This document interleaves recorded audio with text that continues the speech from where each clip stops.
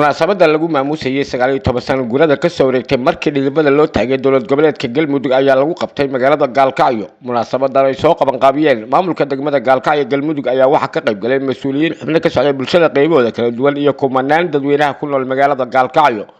Munaasabadan ayaa intii socod lagu soo bandhigay kaalmo suugaan isla markaana lagu amaanayo dowlad goboleedka Galmudug. gudoomiye ku-xigeenka degmada Gaalkacyo ahna kusimaha duqa degmada Gaalkacyo injineer Maxamed Cabdi Cilmi ayaa ugu horeyn ka hadlay munaasabada. salaam bacdigeed caawa waa habeen qiimo badan oo ay u dabaaldegayaan reer Gaalkacyo aasaaskii Galmudug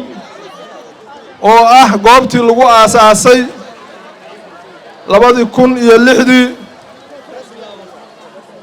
bishii Agoosto waxaa lagu aasaasay iskuulka Cabdullaahi Ciise calanka aanu caaway u dabaaldegayno iyo magaca aan u dabaaldegayno iyo dawladnimada aan u dabaaldegayno halkaasaa lagu aasaasay Gaalkacyo marka waa hooyadii Galmudug waa goobtay ka soo iskuntay halka ay ku dhalatay ay ka ballaaratay aad iyo aad baan waxaan uga mahadcelinayaa dhammaan bulshada reer Gaalkacyo oo aanan kala saarayn waqooyi iyo koonfur sida mugga leh ee ay caaway xafladda u muujinayaan waxaan leeyahay waa mahadsantiin. waxaan sidoo kale rabaa inaan xuso haldoorkii iyo dadkii wakhtiga badan ku bixiyey in maamulkeenna sharafta badani uu noo dhismo oo qaarna ay dhinteen qaarna ay nool yihiin. waxaan leenahay kuwa noolna ilaahay cimrigiina ha dheereeyo intii dhimatayna ilaahay jannatul firdaws allah ka waraabiyo. waxaan sidoo kale u ducaynaynaa madaxweynayaashii soo maray oo ugu horeeyo madaxweyne maxamed warsame cali kimiko oo uu ku xigo madaxweyne axmed caalin ilaahay naxariistii jannaha ka waraabiyo. waxaan sidoo kale u mahadcelinaynaa madaxweynayaasha hadda uu madaxweynaheena xilka haya Axmed Cabdi Kaariyo Qoorqoor uu jagada hadda hayo. waxaan leenahay waa mahadsantihiin mirihii aad u horseedeen bulshada reer Galmudug waa midda hadda aan guranayno. qaar ka mid ah waxgaradkii culimadiinkii iyo xubnihii ka socday bulshada reer Gaalkacyo ee munaasabada ka qayb galaya iyaguna bogaadiyay munaasabadan iyagoo sheegay in loo baahan yahay si xoojinta horumarada ka muuqanaya Galmudug ay uga mahadceliyeen madaxweynaha dowladda Galmudug Axmed Cabdi Kaariyo Qoorqoor oo ay sheegeen tan iyo intuu hayay xilka talada dowlad goboleedka Galmudug in maamulka Galmudug ay wax weyn ku soo kordheen isla markaana maamulku uu gaaray horumarada taaban karo. anigoo aan kala qaadin oo ugu horeeyay gudoomiyaha gobolka xildhibaanada iyo heer degmo iyo heer urur iyo shacabka walaalayeen ee reer Buntland dhammaantiin waxaan idinku salaamayaa salaanta islaamka. assalaamu calaykum waraxmatullaahi wabarakaatuh. intaa kadib mar rabo inaan ka sheekeeyo Galmudug waa laga soo sheekay laakiin waxaan rabaa inaan wax yar ka taabto lixdii madaxweyne ee Galmudug soo qabatay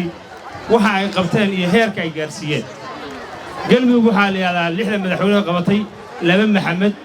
2 Cabdi iyo 2 Axmed. 2 Maxamed baa ugu horeysay kiimika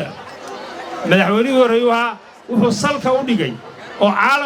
caalamka tusay inay Galmudug tahay maamul goboleed oo aqoonsi meel walba uga keenay. waxaan leenahay ilaahay jannaha ka waraabiyo uu dhintay. madaxweyne Axmed Caalin muxuu qabtay asaguna wixii uu dhexdeeda ka qabtay ka hadlayna laakiin wuxuu caalamka qabtaa qof walba ka shaqeeyo. Axmed Caalin wuxuu qabtay Garowe 1 iyo Garowe 2 oo la leeyahay maamul goboleed looma aqoonsana Galmudug buu wuxuu ka qayb galay Garowe 1 iyo Garowe 2 sidaas wuxuu noqdaa dara maamul buuxa ayuu leeyahay waa gobol iyo bar leeyahay buu wuxuu ka qayb galay Garowe 1 iyo Garowe 2. Cabdi Qaybdiin baa qabtay. Cabdi Qaybdiin markuu qabtay wuxuu u fakiray war Galmudug Galinsoor iyo inta u dhaxaysa hobyo ma noqonayse ma aan ballaarino cadaaduu geeyay ilaahay runtii asaga iyo Baarleex madaxweynihii markaas xibinay xeeb labadaa ninna waxay gaayeen war Galmudug aan ballaarino sidaas ay ku ballaaratay. Cabdi Kariinna ku qabtay kadib Axmed Cabdi waxa qabtay xaaf wuxuu go'aamiyay war Galmudug caasimadda haddaysan tagin oo aysan sii ballaaran ma shaqayn karto xilkiisii buu qaar baxshay wasiirkii koowaad wuxuu magacaabay Sheekh Shaakir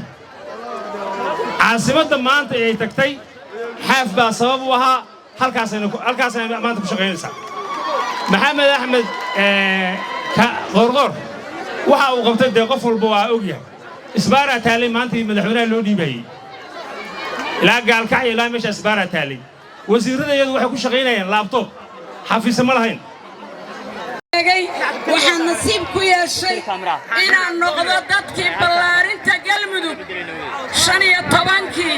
war galmudug ma 15kii bay dhartay mise 19kii dad baa waxay aaminsan yihiin inay 15kii dhalatay dhalane way ballaaratay waxaa aasaasay Professor Shirwac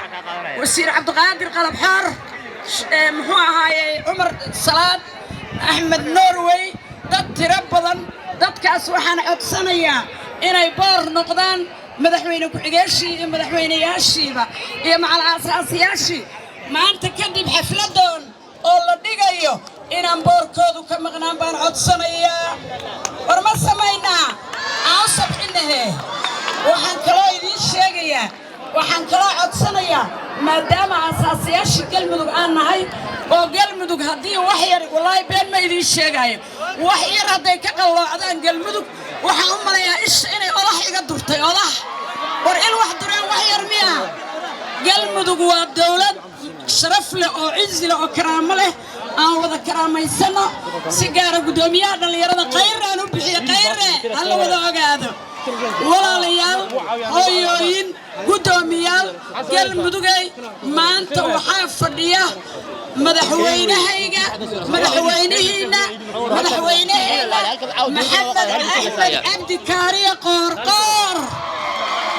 waa madaxweyne nasiib badan waa madaxweyne meel lagu soo jabay oo inta maanta isaguna barwaaqo sooran ka dhigay hambalyaan leenahay hambalyo madaxweyne hambalyada la wadaagayna dhammaan shacabka reer galmudug waxaan codsanayaa anigoo afka gobolka mudug ku hadlaya oo boorkii muduga oo aasaasiyaashii galmuduga caawa ka bacdi gobolka mudug haddaan madaxweynuhu joogin in madaxweyne ku-xigeenku uu ka mid ahaado xafladaha galmudug isteed loogu dabaaldegayo oo gobolka mudug mudnaanteeda la siiyo maadaamaan hooyadii galmudug waxaan leeyahay hambalyada waa isu hambalyaynaynaa sharafta nabadgelyada aan gacmaheena ku soo samaysanay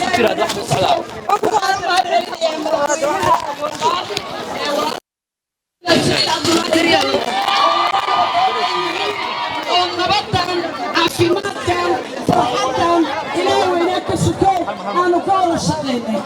waxaan idiin caddaynaya maamulkeena sharafta leh reer galmudug waa gabdhaha reer galmudug gabdhuhu waa fiyoorihii waa farxaddii waa nabadii maamulkeena dariska xalaasha ah oo nala xafladaynaya hambalyaan leenahay sidaas darteed galmudug waa guul galmudug madaxweynaha axmed cabdi kaariye oo maanta farxaddan iyo horumarka aa aragteen gaarsiiyey galmudug maanta ku jira si gaara waxaan u salaamayaa mudane isxal oo halkaa fadhiya iyo taliya caliyare iyo dhammaan inta kaloo la joogtaba sidaas darteed كليو باهينو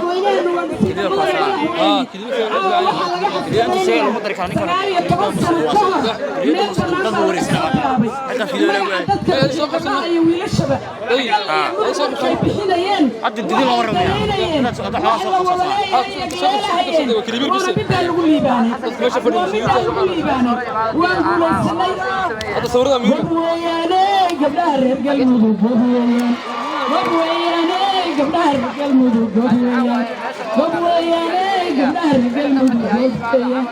hambalyan billahi hambalyo waa isu hambalyaynaa insha allah waxaan sugaynaa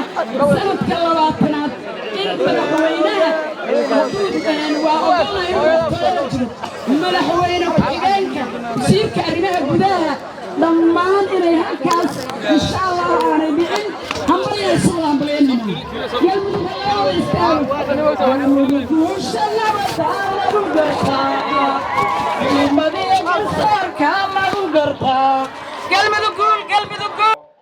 ugu dambeyn gudoomiye ku-xigeenka gobolka Mudug Badal Liibaan Maxamed ayaa ka hadlay munaasabada hambaryada la qabaa mas'uuliyiintii ugu horeeyay caawintii halkan gabayo heeso runtii iyo mas'uuliyiin kala duwan waxaan rabaa inaan salaamo sidoo kale saaxiibkay boqorka iyo bahda fanaaniinta iyo gabdhaha martida noo ah iyo fanaaniinta kala duwan iyo bahda suugaanta salaan kadib waxaan rabaa hambalyada iyo farxadda ka sokow dadka reer Galmudug hayaan dheer oo 19 sano socday ay ku jireen oo maalinba meel joogay ilaahay baa ku mahadsan waxaan leenahay halgamayaashii iyo aabayaashii aasaaska dawladda Galmudug caawa hadii inta hartay ee nool farxad bay dareemayaan rajadii iyo dawladnimadii iyo didiiradii ay qabeen caawa hadii arkaan waxay leeyihiin meeshaan qof kasta han buu leeyahay waxaan rajaynayaa iyadoo inta ka duwan Galmudug dekada leh Galmudug wadooyin waaweyn oo qurux leh oo hadda dhismayaashooda socdaan aragteen ayaa rajaynaynaa ilaahay idinkiis walaalayaal waxaan rabnaa Galmudug muddadii hadda u dambeysay qor isku dhiibka Galmudug sida la sheegaba ilaa 6 madaxweyne soo maray hayaan qor isku dhiib ay ahayd maalinba meel bay joogtay Allah u raxmado asaasayaashii oo madaxweyne كيميكو مدحوينه أحمد محمد عالي يو مدحوينه عبد غيبدي سنتر كهذا يو دمان سولينتي كله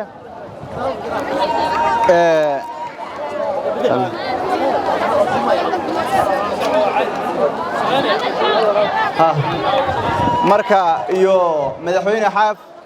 يو مدحوينه دولة قلمدوق أحمد عبد كاري هذا الشوقة ما أنا بميل بيشوقتين لحد سنة قدام بيسي قلمدوق